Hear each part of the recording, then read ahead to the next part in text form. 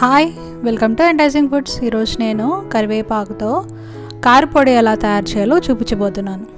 కరివేపాకు మన ఒంటికి చాలా మంచిది కదండి. అయితే దీన్ని సులువుగా రోజు తినేలాగా ఎలా చేసుకోవాలో నేను చూపించబోతున్నానండి. ఇలా కారపొడిగా చేసుకుంటే మన టిఫిన్స్లోకి అన్నంలోకి కూడా తినొచ్చు అనమాట. దీనికి కావాల్సిన పదార్థాలండి: 1 టేబుల్ స్పూన్ శనగపప్పు, 1 టేబుల్ స్పూన్ మినపప్పు, కొద్దిగా చింతపండు, 1/2 టీ స్పూన్ జీలకర్ర, ఒక 5 ఎండుమిర్చి, అలాగే 1 టేబుల్ స్పూన్ ధనియాలు. తర్వాత కరివేపాకు అండి. ఇది నేను ఒక పెద్ద కట్ట తీసుకున్నాను. దీనంతా కడిగేసి ఒక ప్లేట్లో వేసేసి నీడలోనే ఆరబెట్టాను అనమాట. ఒక రోజుకి ఇలా ఆరిపోతుందండి. ఎండలో పెడితే ఈ కలర్ అంతా పోతుందన్నమాట.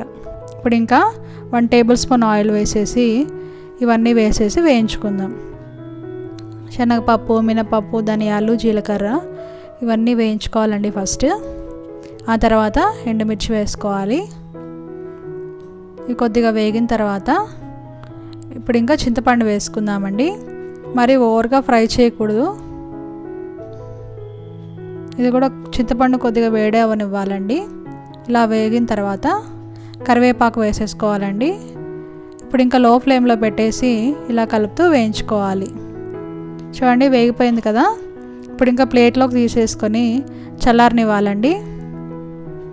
కరివేపాకు చూడడానికి ఎక్కువగా కనపడుతుందండి, మిక్సీ పట్టగానే తక్కువైపోతుంది. కాబట్టి దాన్ని బట్టే కారం అవన్నీ వేసుకోవాలి. చల్లారిన తర్వాత మిక్సీ జార్లో వెల్లుల్లిపాయలు, ఉప్పు, మనం వేయించి పెట్టుకున్నవన్నీ వేసేసుకొని మూత పెట్టుకొని కొద్దిగా బరగ్గా మిక్సీ పట్టుకోవాలి. చూడండి ఎంత బాగుందో. కలర్ అయితే చాలా గ్రీన్గా బాగుంది కదండి. టేస్ట్ కూడా చాలా బాగుంటుంది. ఇడ్లీలోకి, దోశలోకి, ఉప్మాలోకి కొద్దిగంత నెయ్యి వేసుకొని తింటే చాలా బాగుంటుందండి. అలాగే షుగర్ పేషెంట్స్కి చాలా మంచిదండి. ఇన్సులిన్ రెసిస్టెన్స్ని పెంచుతుంది, ఐసైట్ని మెరుగుపరుస్తుంది, అలాగే హెయిర్కి కూడా చాలా మంచిదండి. మీరు తప్పక ట్రై చేయండి. ఈ వీడియో కనుక మీకు నచ్చినట్టయితే లైక్ చేయండి, షేర్ చేయండి.